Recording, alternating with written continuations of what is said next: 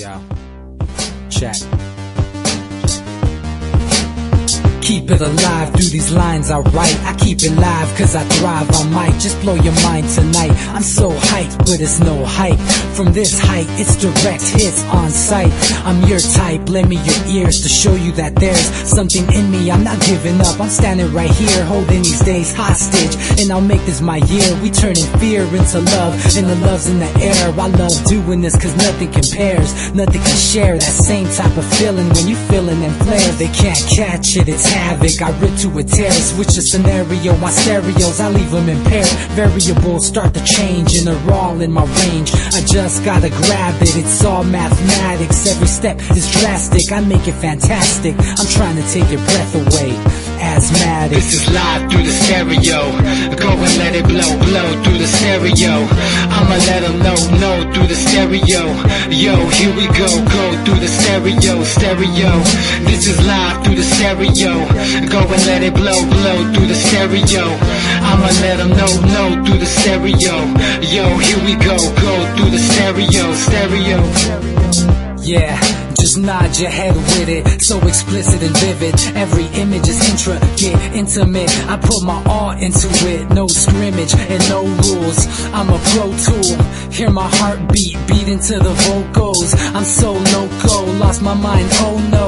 It's ponderoso, dope, so no overdose, cause it's dope, yo. Man, this is house grown, mixed with some milestones. So I let the style flow down like the Dow Jones, bringing it with some foul tones, letting the crowd know we getting loud, so it's eardrum rudiments. Yeah, we bring it rude again. Move, little hooligan. Music for tuning in, full time to the 10. I'm on my clock like I told you. I'm doing this for dreams we pursuing. Hey everybody, welcome back to the Anti-Media Radio. Once again with your host Nick Burnaby here on UCY.TV. I'm here with my co-host DV. How's it going, man? I'm doing good, man. I just got back from a little mini vacay, and then just seeing that all this crazy stuff's exploding while I've been kind of out of the loop for a couple days. We didn't have our show on Monday. Just took a little break, and then all of a sudden, just crazy civil events are starting to pop off everywhere. Venezuela's popping off. And then we got, obviously, the Ukraine, which is pretty much a war zone. And then still we have Syria going. And, man, today I looked at the tolls, and we're looking at 140,000 civilian casualties already. I don't even know what the military losses are. And who knows how many al-Qaeda guys have bitten the bullet in this war. But the funny thing is, today the Free Syria Army and then the regular Syrian Army kind of made a truce. While everybody's watching all these other world events, it looks like the Syrian civil war, for the most part, has been concluded, so to speak. Yeah, man, and I want to jump right in depth with this stuff, but I just want to give a quick shout to the station. Make sure you guys check out UCY. I mean, there's a ton of great hosts on here. Every day of the week, all times, there's some music. And then bookmark our profile. We're on Monday, Wednesday, and Friday. Monday we replayed Levon's show from Friday. I hope you guys enjoyed it. In case you haven't heard Levon before, she's our other host on Friday nights. She does a bit of a different show than we do. But I got to say that show is absolutely classic because it's like a Valentine's Day show. And then one of the other hosts at UCY, Jim Funk, he calls in, and God, it's got to be one of the funniest hours you'll listen to. Just unexpectedly great show coming out of that Valentine's Day. Definitely worth a listen. Yeah, and check out our website, theantimedia.org. It's actually down at the moment. We're switching to a dedicated server, so it'll be up hopefully by tomorrow night. Our programmers and stuff are working on it starting tomorrow morning. But now this server will help support all this traffic and all the subscribers and stuff, because before the website, we didn't have enough server space, so the website would go down, so it's just one of these inconvenient processes that we have to go through. But it's good because the website's getting bigger, more people are reading the stuff we're posting, so it's a good thing. But it's just it sucks because all the technical stuff, I can't stand it. But it's like Colbert. It's like Colbert always loves to say, once you get a taste of the truthiness, you just can't stop.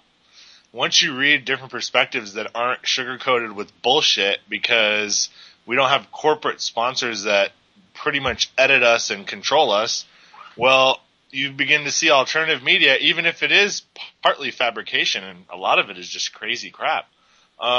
If we get it right 50% of the time, that's still 10 times better than the absolutely totally fabricated mainstream media, which is basically at this point wag the dog.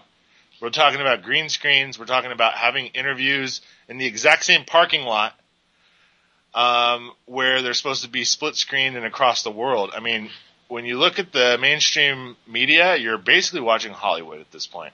Yeah, they're actors. They're all actors and actresses, and they read what's written on their screen. Who's writing the stuff on the screen? I mean, the editors and who writes the script to the reality that you think is going on, because it's all fake. It's just screenplay. It's screenplay, and that's what we have. That's one of the main things. People need to understand that, and that's a good point that you can use to get people to wake up to what exactly is going on. It only takes a quick search on YouTube to find like 10 videos that are going to show you how much bullshit the mainstream media really is. I mean, LiveLeak will contradict almost anything that they say is going on with the truth, because it's just pure uploads. It's not being filtered like YouTube yet. I mean, eventually they'll be bought out, and then we'll go on to the next thing. But the main thing to realize is this. The mainstream media is only there to spread propaganda. It's the propaganda department of the United States and the Western world. They can't go around and have state-run, state-controlled media, because that will break the entire illusion of the paradigm.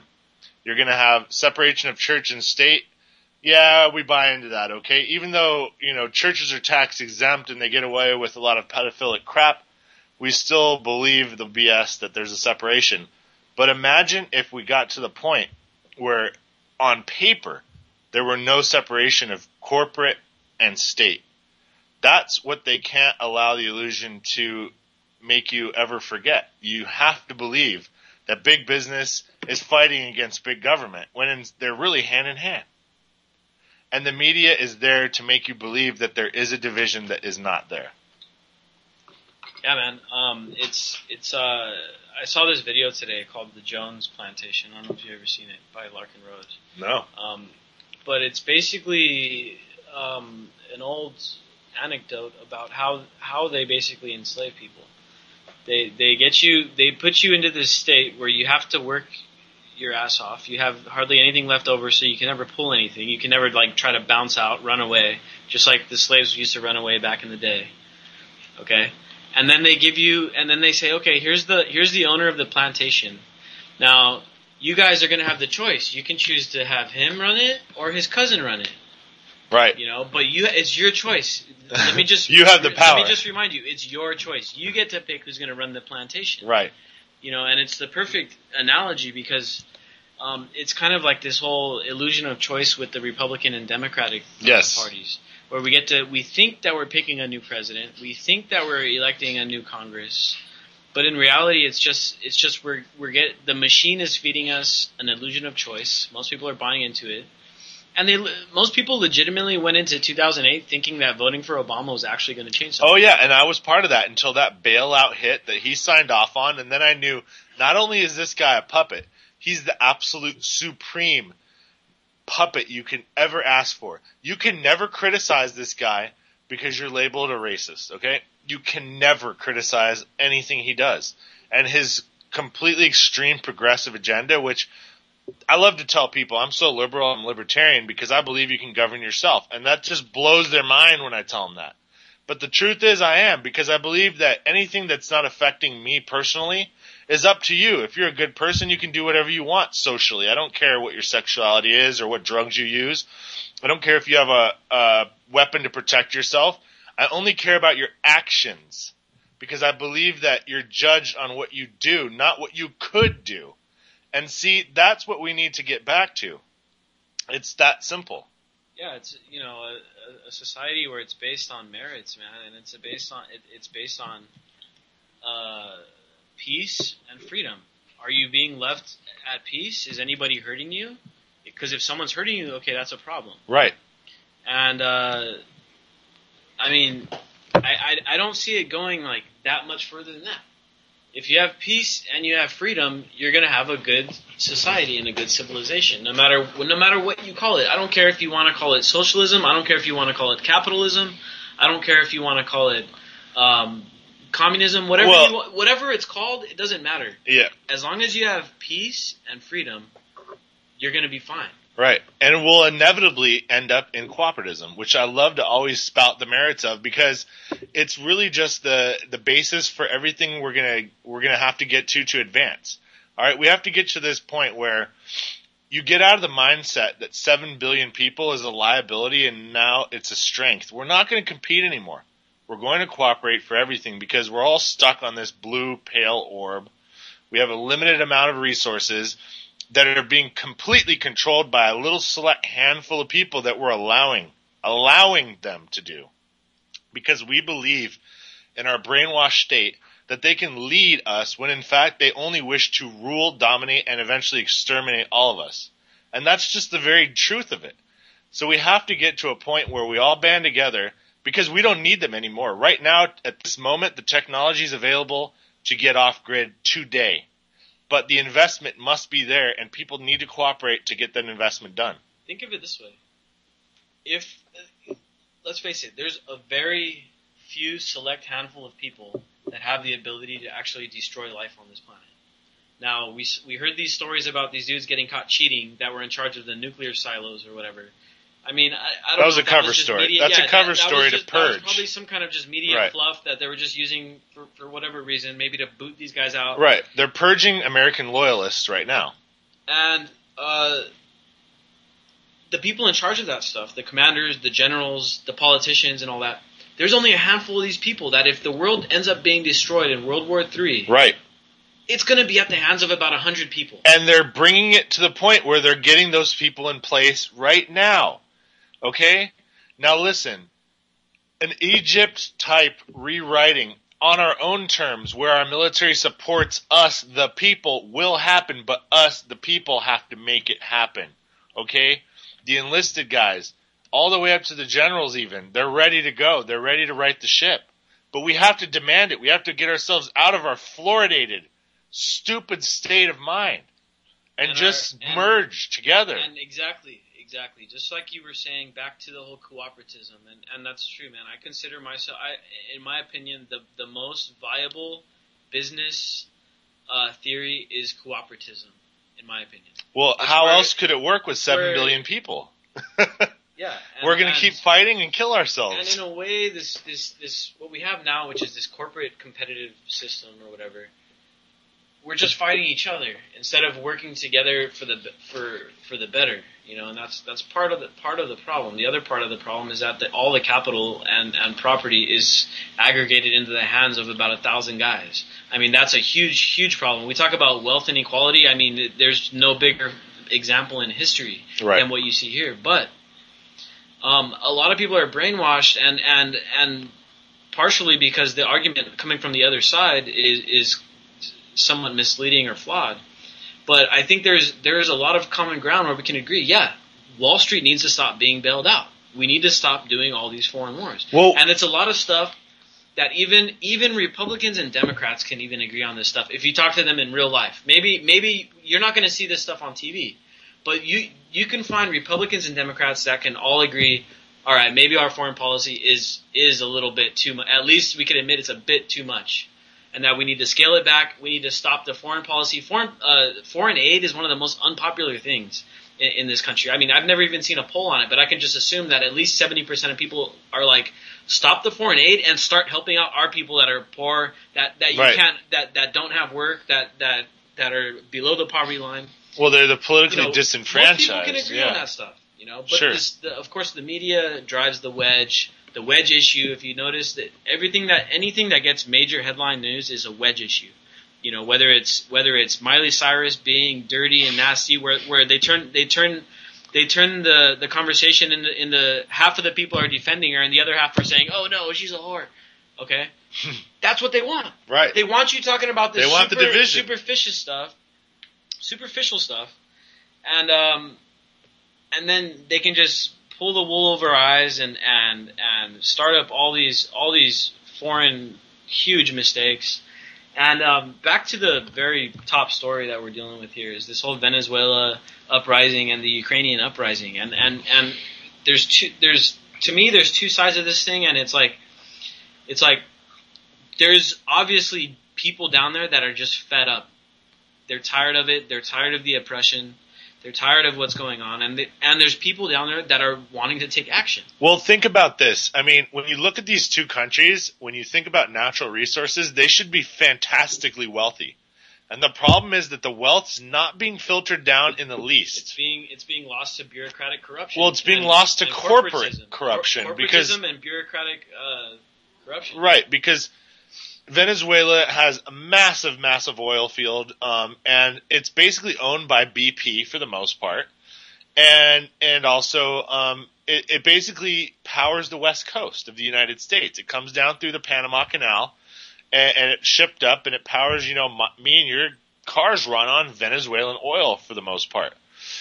And with the Ukraine, you have the breadbasket of Europe. You have what they call the black soil of Ukraine, where you can literally grow at the same level as the American Midwest. It's very, very vital to feeding people there, and it could be very powerful economically. But the people have crappy, crappy lives. They're third world. Even the Ukraine, which was formerly part of Russia and has great technology, you'd think, is a crap hole. So these people can't understand how, when they're so fantastically wealthy in resources, why their life sucks. Well, how long were they under Russia? I don't even want to call it communism, because that wasn't communism. I just call You mean Stalinism? I call it Russian economics, dude. It's Stalinism. Because let's face it, Russia is still plagued with the same exact issue they had when they were back before, when the USSR was still intact. Rampant corruption. Exactly, rampant corruption, run by the mafia. Gangsters running the government. Right. I mean, it's the same. Everywhere we go, it's the same song. It really is. And it's not an issue, provided certain things are done to keep society more or less functioning. And those things are failing now. They're failing in a big way. People understand that these gigantic, violent, armed gangs that have controlled the world through semi-tribal warfare, even today, there's still secret societies assassinating each other behind the scenes nonstop. Well, countries are basically huge corporate tribes. They're huge corporate tribes with gangs of killers that do their bidding one way or another. Economically, literally, it doesn't matter. And we're all stuck in the middle. All of us other 7 billion people not associated with these creeps are collateral damage, man. Could you imagine if we had a 6.7 billion man gang that just knocked the other 300 million jackasses out? When we get to that point, when we all stand together, there's nothing they can do, period. And not only that, at least half of them will turn on the other half because they don't want to get swept up in this wave. So we need to make the wave. That's the whole point. The consciousness wave creates the people action wave, and then it's too late. Well, it's coming. And it that's is. the thing, dude. Anything you're seeing on Fox, anything you're seeing on MSNBC, CNN about Ukraine is going to be completely filtered.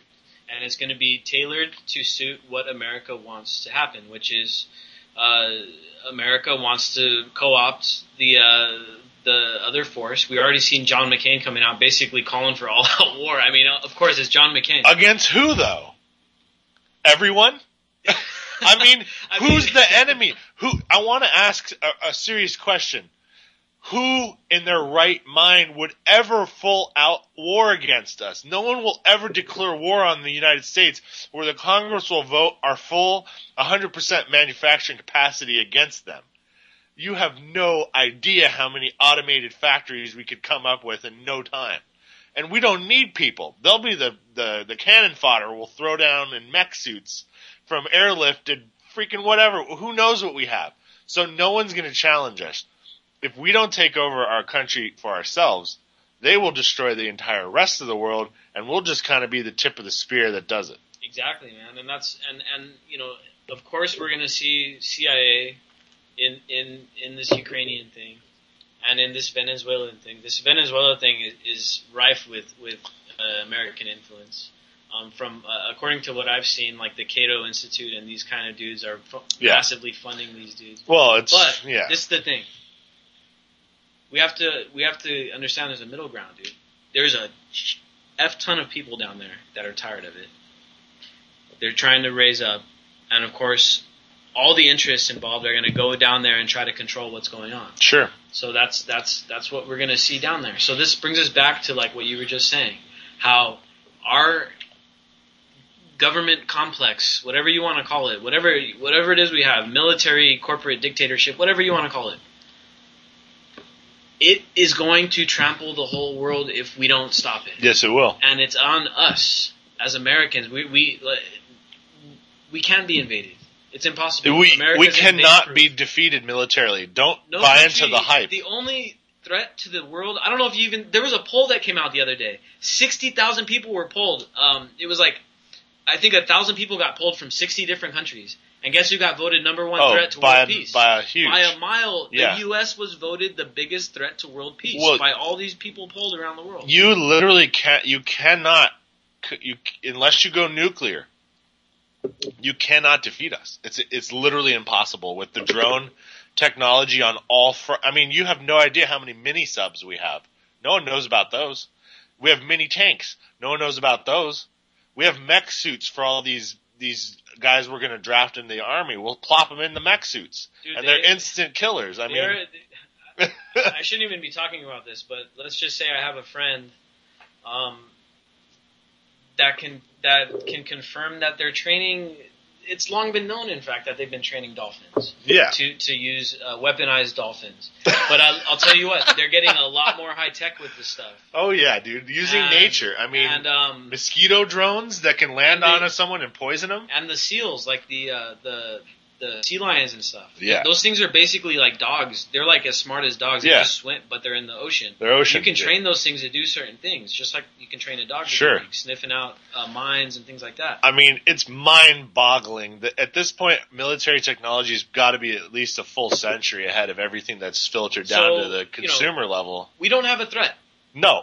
Nobody is threatening us but ourselves. China's a manufactured threat that will be used to depopulate. They are no real threat and will be wiped out. We did. We built China. We gave them all our old crap. We saved them from the Japanese in World War II, and then we built their whole economy.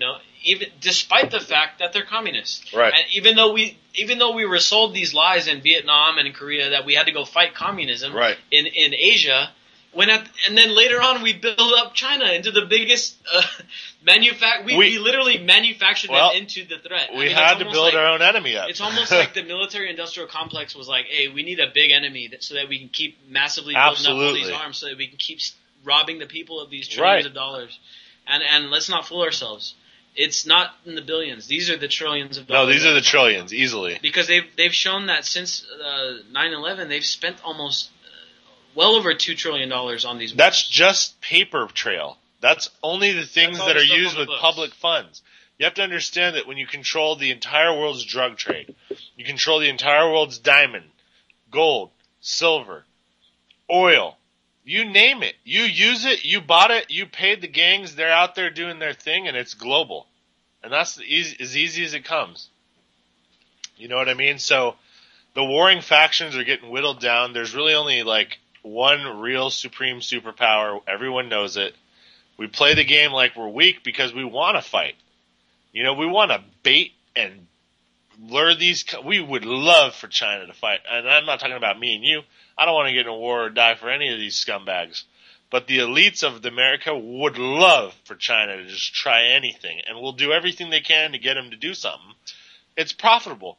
Yeah, man, because you gotta think that these families that have been controlling, it's not just the wealth they control, but they dictate the system to the rest of us. And let's not fool ourselves. The founding fathers had very good intentions, most of them, and they tried to protect us against the banking system. But it was only a matter of a few years until the banking system made its way in, and boom, the corporate takeover was done. Because money.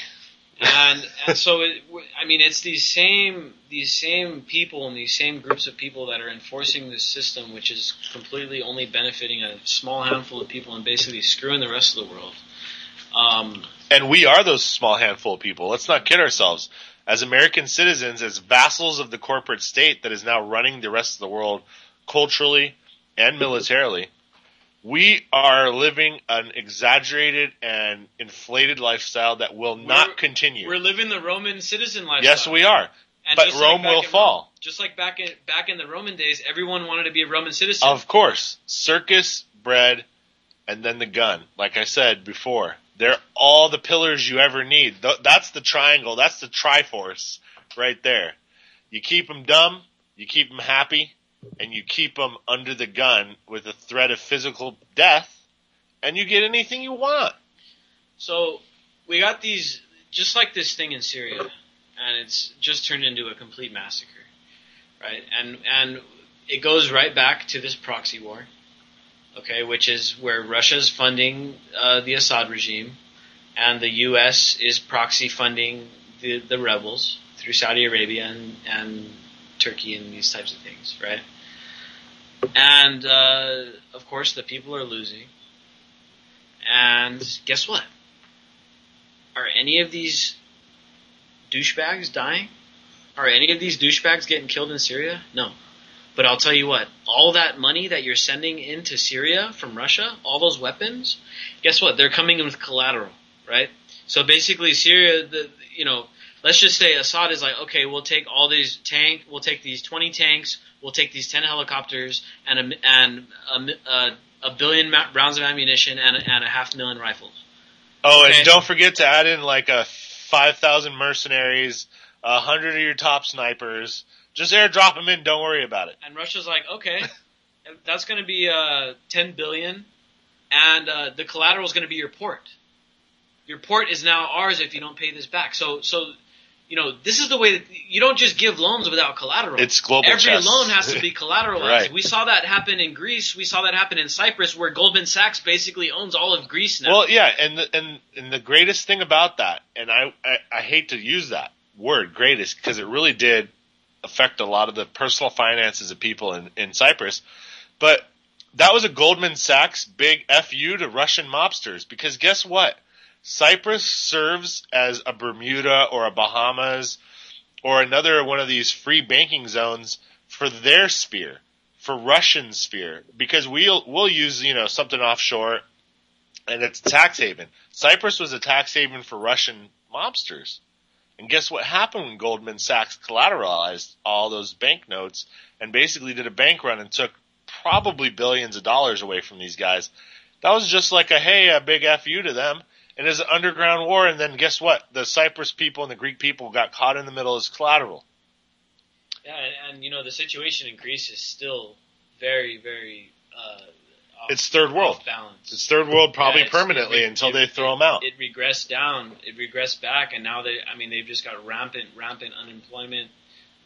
Because what happened is they allowed their economy to become owned by Goldman Sachs, Right. and it got overly centralized. And so that's what we have to realize now. And now what you're seeing now in Greece is undercurrents. There's like a bunch of these co-ops and these currency. They have like alternative currencies. They have Don't they have an intranet? yeah, they have a off-grid internet there. And I mean, It's satellite so or you're seeing something, it. right? Yeah, you're seeing it. Yeah. See, there's always going to be a counterbalance to the evil, to the fascism, to the corporatism. And just like you're seeing Bitcoin pop up when the monetary system is going to shreds, of course you're going to see things like Bitcoin. Of course, who knows? Bitcoin is probably going to get taken out by the government. Well, But it just had a $27 million theft.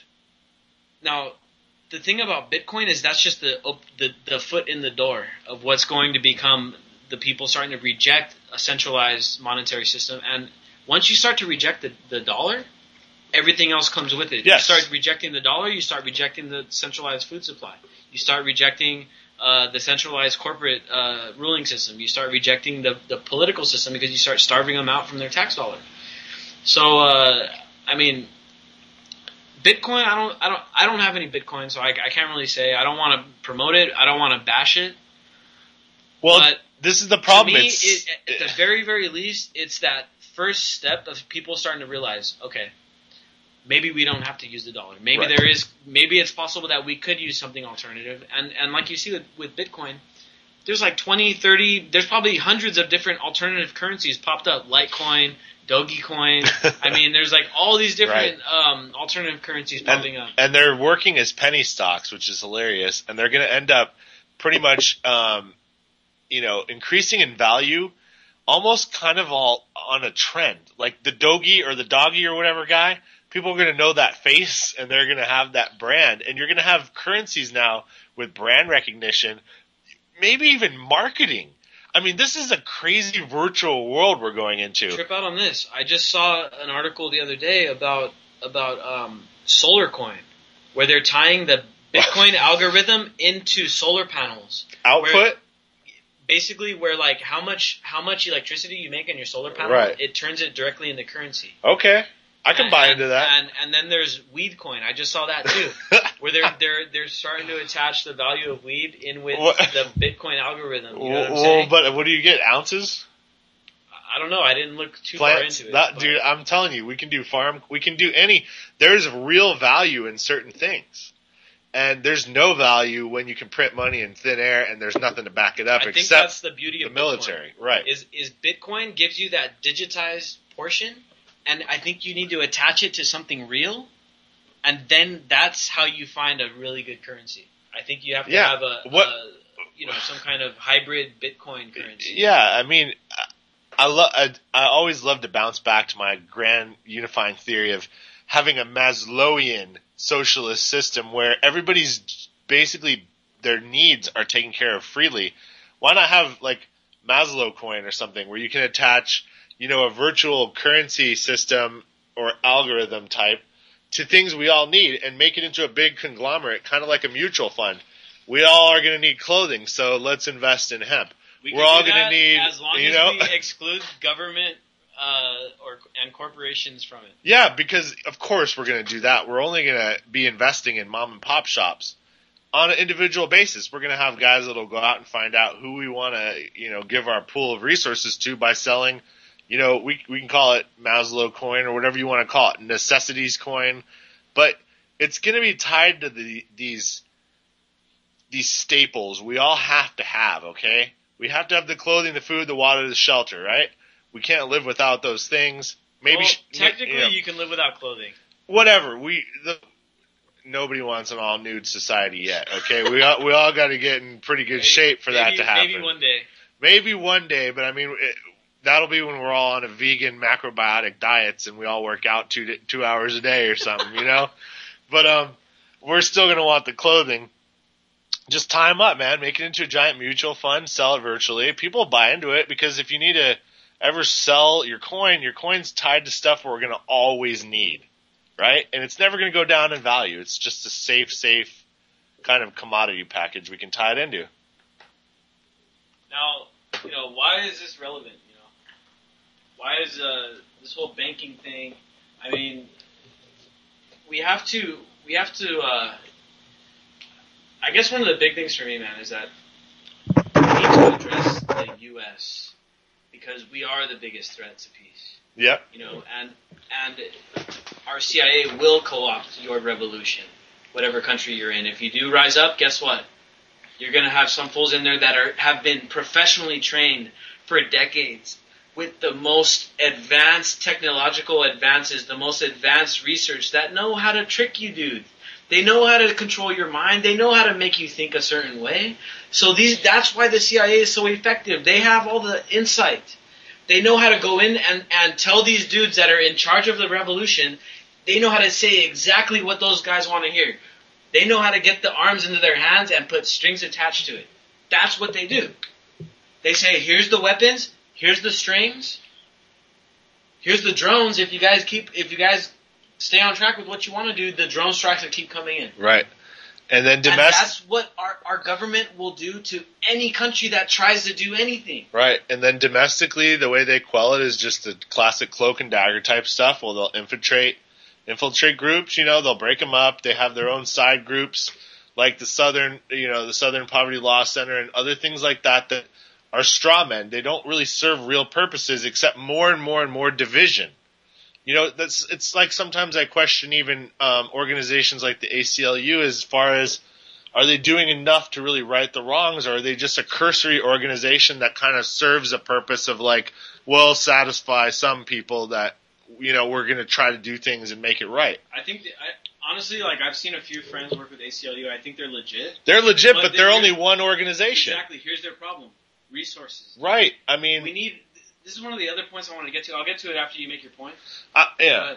I'm just going to say, like, you know, you don't need to co-op something or delegitimize it when it can't make enough waves or have enough influence in its own sphere, which is why I say we need 100 ACLUs. Maybe we need one in every state. Maybe we need one in every city. And maybe that needs to be paid for with taxes. And you need to have something like a Robin Hood statute where we're going to fight for the little man because the little man doesn't even know he needs to be fought for. That's what it's gotten to the point of. And, you know, guys like me and you and people with half a brain that know what's going on in society, we feel for these people, and we also know we're going to get lumped in with them if something real bad happens. And we don't want society to fail. We want to basically correct it while it's still possible. But to do that, we have to take the power back. It's the only way to do it. I think one important point I wanted to get to, because I got to see it firsthand the past couple weeks, is just like with the ACLU, these people are they're basically a nonprofit. They rely on donations. Right. And so people really got to put the money where their mouths are, you know. And I think that's one big problem, man. Is like we were raising. I saw it happen this last 2 weeks. We had a fundraiser for the Free and Equal Foundation. 10 days, $26,000. Right. That's that's like, a lot. It can be done. It can be. And I mean, I shouldn't even talk about it right now, but we got some huge artists, Immortal Technique, right. Rage Against the Machine.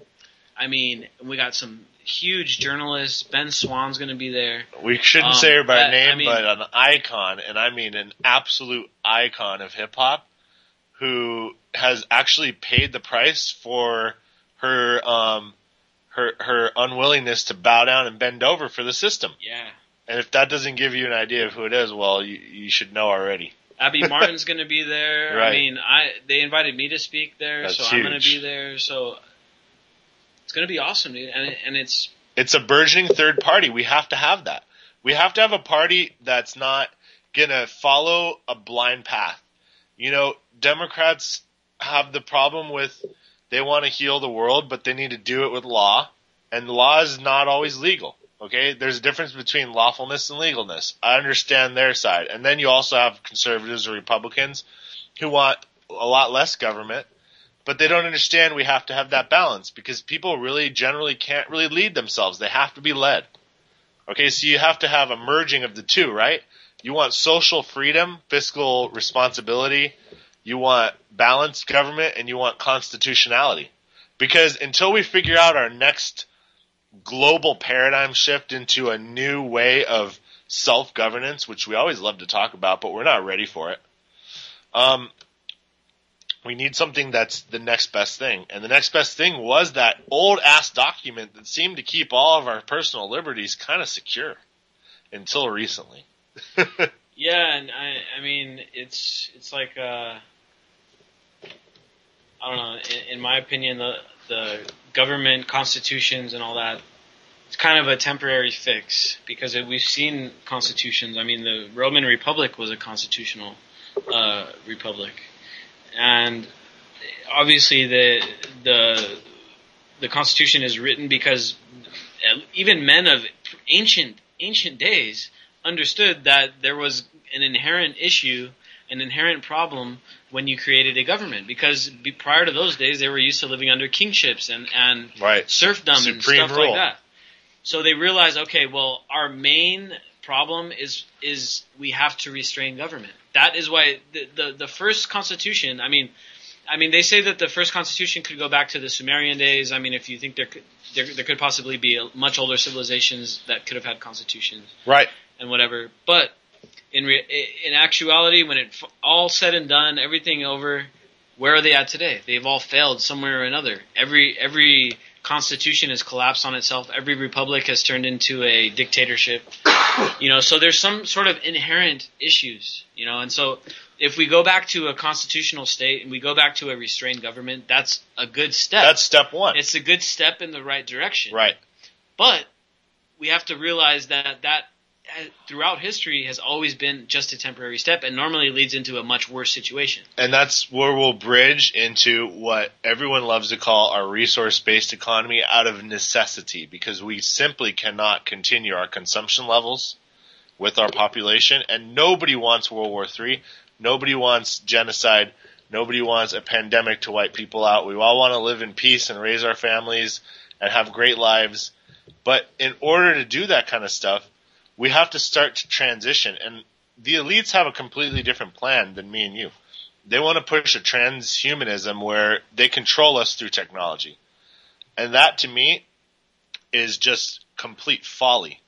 If we're looking into advancing as a species and eventually spreading out into the stars, onto other planets, and having a Star Trek life, we need to get into the next phase of our economy, which is Star Treknomics, because it's post-scarcity. We have to start accepting that you're going to work for free. I know it sounds crazy. I know it does.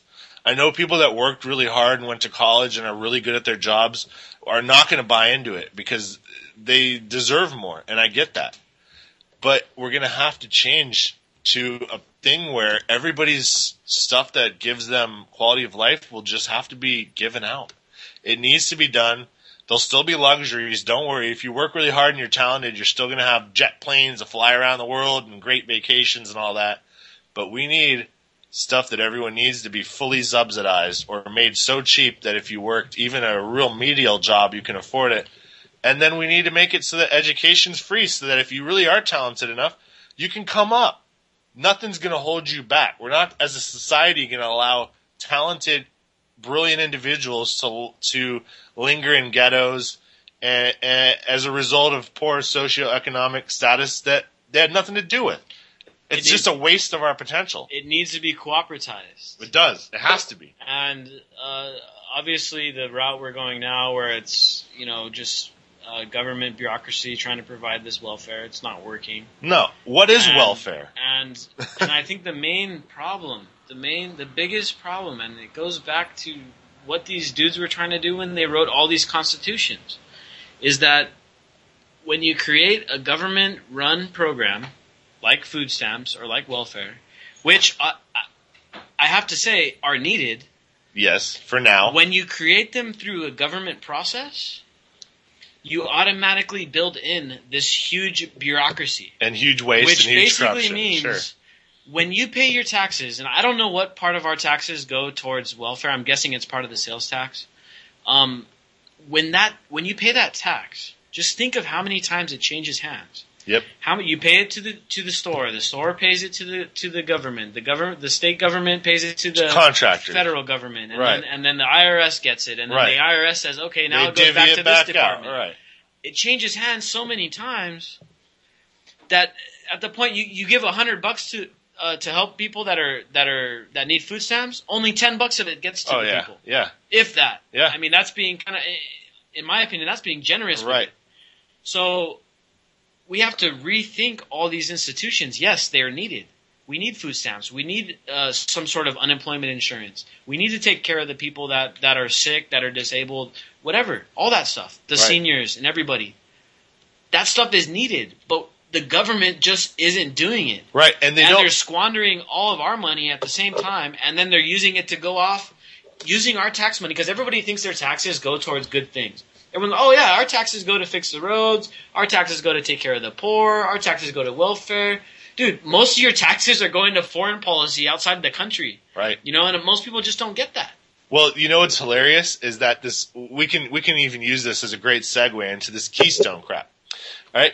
Keystone XL is going to end up being responsible for doubling our oil exports. And would you believe that we, as the United States of America, exported 1.1 billion gallons of gasoline last year? We were actually, I believe, the second exporter in the world. It may be third, but it was up there. This shale oil is great. We just can't burn it here.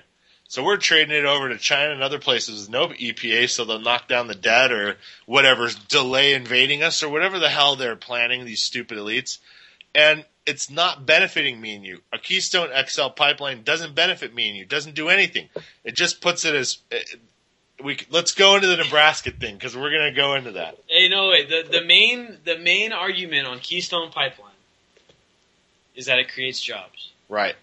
Now, if you look at the jobs being created, yeah, there's some high-paying jobs. Sure. For a bit. For a minute. For while the construction is being done, which means it's only about a year, two years, 3 years, yeah. Then all those jobs are gone, dude. It's and like it's all they're automated. They're like, oh look, we're gonna go in and steal your lands. We're gonna go in and do all this stuff against the people's will. We're gonna blow mountaintops off. It's for the better for everybody, which is why they've been using this eminent domain excuse. It's for the better of the country, so we're gonna go ahead and do this because the main argument is that it creates jobs. No, it creates a bunch of temporary jobs. Yeah, they're good paying. Yeah, the guys might make 50, 80, 100 grand a year, but they're only gonna be working for 1, 2, 3 years. Right. I mean, it's just a complete fallacy. It's just to placate China for 1 or 2 years until we melt down the dollar and all this other BS. That's all it is, okay? And thank goodness that a judge in Nebraska ruled that they didn't hammer it through with eminent domain correctly, because you know what an oil spill would do in Nebraska? It would leak right into the Midwest aquifer. It would destroy all the farmland of the United States. It would cause an absolute huge... God, you couldn't even believe what that would do if we couldn't grow a full crop in 1 year with 300 million people. I mean, it could cause a famine.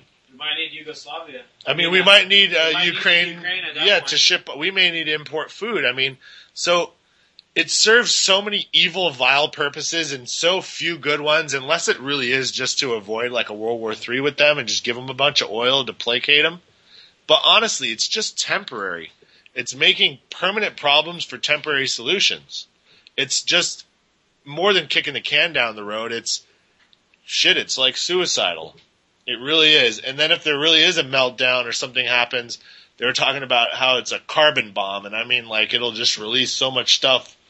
It's just no good, man. It's a carbon Fukushima waiting to happen. And the biggest slap in the face for me is that they're going ahead and they're just taking this land from these Native Americans and from these farmers. The two people that have been the worst off in this whole thing, the local farmer and the Native Americans that got massively killed off by our many of our ancestors.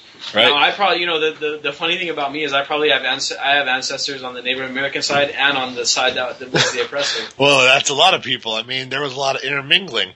And that's how they assimilated a lot of the tribes too, is they just took a lot of wives and made kids, and they didn't have to fight tribes that way. And it's crazy how it worked out. But you can't, once you start taking from Indian land, you really have to understand that if they're going to take it from the most oppressed people that they committed a genocide on and pretty much protected with all these statutes and laws and constitutional referendums and all this shit, that they're going to take it from these guys, what makes you think anything you own at all is safe? I mean, you're talking about people that will literally die for these lands, and they really don't care. They'll just take them anyway. So you have to understand, eminent domain being used, it's going to start being used in some crazy ways, like air paths. I mean, you see how in Nevada they have these big open swaths of land because they don't want you to be able to see the flying saucers and stuff they're flying around. Well, what if that happens everywhere with this new drone crap eminent domain program? Well, it works into Agenda 21 to filter everyone into megacities. I'll tell you one thing, dude. They're messing with the wrong people. Okay, because if you look at what happened to the Native Americans, it makes what the Nazis did to the Jews look like child's play. Okay? There's even numbers, I've seen numbers saying that 100 million Native Americans were killed off by Europeans during the colonial periods. Yeah. Okay? You think these people are going to put up with this kind of shit? And these people, I'm telling you right now, these are our allies, man. These Native American people are our allies because they're fed up with it too. And they've generationally fed up with it. Yeah. The Japanese people, they don't want to have nothing to do with it. They got interned before. Those are our allies, dude. And we need to make an effort because I've noticed that a lot of the quote-unquote liberty movement is largely like just young white dudes. Right. There's a lot of untapped resources in these other communities, man. Absolutely. The illegal aliens, those are a huge ally, man. Those are the people that we need to get on our side because we're all on the same side here. It's like everybody that's like basically not part of that little tiny group of people versus them. Well, and no matter what country, whether you're a Mexican dude here illegally, I don't care. Me and you still have the same problem. You're running from a government down in Mexico. You're getting here and you're realizing that Right. the government here sucks too. Yeah. You and me got the same issue. yes, we do. And honestly, if you think about any of these, unserved, underrepresented communities, there's going to be people inside of them that you would least expect that are going to be into this agenda of basically, like you said, peace and freedom. But you know what? They've just seen what happens when you're marginalized in our country. And if that were to spread worldwide, you'd have a cultureless, robotic, just miserable global existence everywhere under this completely horrible, just automated regime they're trying to pass through here. So, yeah, there's a lot of groundswell building right now. I can kind of sense a quiet, refined uprising going on. There's a lot of 20 and 30-somethings that are very disenchanted with the United States and the system and know that we were given subpar health care and educations all our lives and still we're paying about 50% tax. And we wonder why we don't get European lifestyles because we realize the American one is shit when Yeah. you think about it. I had a friend from Finland, and she told me, she's like, we get free healthcare, we get free college, and all this stuff. And she's like, but we pay 50% tax. But we do too. And that's what you just made me realize now. Is I'm like, at least they know they're paying that tax up front. Right. It's taken right out of their check. Now us, we get it. And it's regressive too. So like the poorer you get, the higher percentage in taxes. It's strange, but it's true. The corporate, the quote unquote corporate tax, the one the media always That's likes to talk about, 15%. which is basically nothing. Yeah. That's not the real tax. The real tax is all these sales taxes and all these little minor taxes that just keep adding up. And it makes it to the point where the poor people pay the highest percentage of their income towards taxes. And let's do a real simple exercise too, because I love this little like quicken type of workshop we can do. Look at what you pay in permit fees. You have to have a driver's license and a registration and then home insurance and then blah, blah, blah, and blah, blah, blah. Renter's I mean, insurance. you get feed so much. Feed, arbitrary fees in every way you turn. Service fees, blah, blah, blah, blah, blah. When you add that up to what you think you paid at the end of the year, which is a 33% tax on an average guy that's making $50 a year or something, you're going to be paying like 60% of what you made, honestly. I was at the tire shop this morning. He's had a flat. I took it down to get repaired. And this guy, one of the guys that worked there sold this lady some tires. And then he's like, there's a $6 charge disposal for this. fee. There's disposal fee for the There's tires. $15 environmental cleanup. $6 for this. Like he literally, because the lady was like, that doesn't make sense. Like, and he read off all the charges. I was like, dude, there was like 5 add-on little tax charges on a tire. Yeah, purchasing a tire, dude. Yeah, I mean, there's little. Listen, I own like a little swath of land out in New Mexico, and the HOA is charging me now like some kind of like fee from the government just to not have a building on the land because I'm not using it. They're feeing me. Now it's only like $6 or something, but how many people are they doing that to? $6 times 100,000 people. You know what I mean? Like, so I heard you had a little bit of property you didn't have a house on. I heard you're not using property. You're breaking the rules. I mean, so see, it's just you're gonna pay for a lot. Now, what's the trade-off? Like we always like to say, we're living the Roman lifestyle. All right, our food's cheap. It's real unhealthy and shitty for you, but you can get a full belly. Our entertainment's plentiful, really unwholesome for you, and you'll get stupid watching it. And then the final thing is if you do anything they don't like, cops will kill you or the military won't if they can't get you. So that's what we got, man. That's what we got going. And that's why revolt here is going to be, it's going to have to be one led by, dare I say, the intellectual class that can't get good jobs, like all these guys with degrees that work at Starbucks. When are you going to get mad? I want to know. I'm there with you, brother and sisters. We're ready to go. But the guys with brains need to get mad. They're not making 100, 200,000 a year. That's what they were promised, and it's bullshit. And it's not going to come for our generation unless we take it back. This is what it's going to take. It's going to take this cooperatism that we've been talking about to take a stronghold. where you start seeing awesome, innovative businesses coming up that are employee-owned businesses Yep. that are innovative and that are knocking the shit out of the competition. You're starting to see it. Open source technology, WordPress. WordPress is basically the most popular website platform in the world, and guess what? It's all free and open source. Yep. So I mean, this stuff is. I mean, Facebook is a terrible example. Facebook is totally corporatized. Right. And Twitter Twitter's getting there too. Because Twitter just went public. Guess what? Now they're owned by, basically these same dudes that own everything else. Exactly. So it's all about this rethinking the political process. And it's being put into play. Bitcoin, for example, is being put into play. This internet that popped up in Greece. I mean, all of this stuff is, once it starts making major headway, then everyone else is going to be like, holy shit, I work for Facebook and I'm getting screwed, and this Zuckerberg cunt at the top is making 45 billion a year or whatever he's making. I mean, I hate to say that word, but when I think about people like that, that's the first word that comes to my mind. Well, I mean, yeah, dude. But I mean, it's like sooner or later, if we're able to put these ideas into play, and they're already being put into motion, once they start making the headway that they need to make, and once our media matures enough to make some real inroads into the minds of the masses, we're going to start seeing. I mean, I just saw a statistic today where if you got 10% of people to be solidified in a belief, based on probability, that belief of the 10% is going to become mainstream. That's it's going to be held by most people, right? Because and it's just part of this psychological.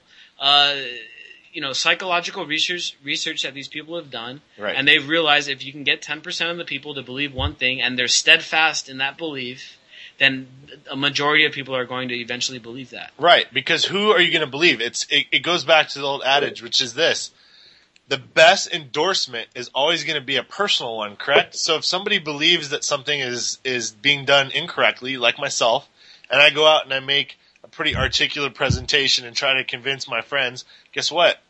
I change their minds, and then they're going to go out, and they're going to go out and change their friends' minds, and it's going to work just like that, like a giant domino effect worldwide, and it's happening, and they can't stop it. Even though there's so many people out there that are still buying into this false, doctrine going on, it's now at the point now where the noise is too much. The little mosquito and cricket noise is now a big boom coming out of nowhere, and it's this new generation coming up that sees no real future for them and doesn't want to read this bullshit and wants to figure out how can I make my life great, even though all these douchebags are trying to ruin that for me. We're getting there. We are. I mean, technology is making it possible. And, like we were saying, Americans are living the Roman citizen lifestyle. We're in the bubble. We have artificially high quality of life. Judging by the system we're in, because our system is so wasteful, because we're in a corporate bureaucratic system. So obviously we're going to have, if it weren't for the fact that we were the enforcer of the world and the reserve currency, guess what? We'd be living the life of a third world citizen right now. Oh yeah. And it'll get to that point eventually once we lose our seat, once the pyramid collapses on itself. Yeah. And believe me, these dudes are gonna get out of it by getting into space. Well, they already moved all their wealth. They got their wealth hidden somewhere or another, and it's gonna be left back up to us. But we got about a 2-year window here, and let's start spreading the news. We got a 2-year window. The willing, the righteous, the informed, become self-sufficient, get a homestead, gather up your family and your friends, and start making, something happen for yourself in case anything goes wrong with this grid system we're on, because we know it could. And it's working, man. I mean, Bitcoin is making waves. The March Against Monsanto is making waves. Look who's come out lately about, who was that famous dude that has his own show came out, Dr. Oz or something, talking about GMOs, dude. Yep. I mean, it's working. Yep. It's happening. And the next March Against Monsanto is coming up. I mean, this thing's going to be bigger than the last two combined, I think. Oh, yeah. No one wants to eat poison. Glycinol's poison. Just look it up. It's happening. I mean, the consciousness level is rising. The ideas are spreading. It's just we got to keep pushing it, amplifying it, working together, networking. Mainly, we got to put aside our differences. A lot of people, a lot of activists, a lot of passionate people that have minor differences. And maybe it's just a difference of wording. a lot of it's just a difference of wording. We put all that stuff aside, unite together. I'ma let 'em know through the stereo. Yo, here we go through the stereo.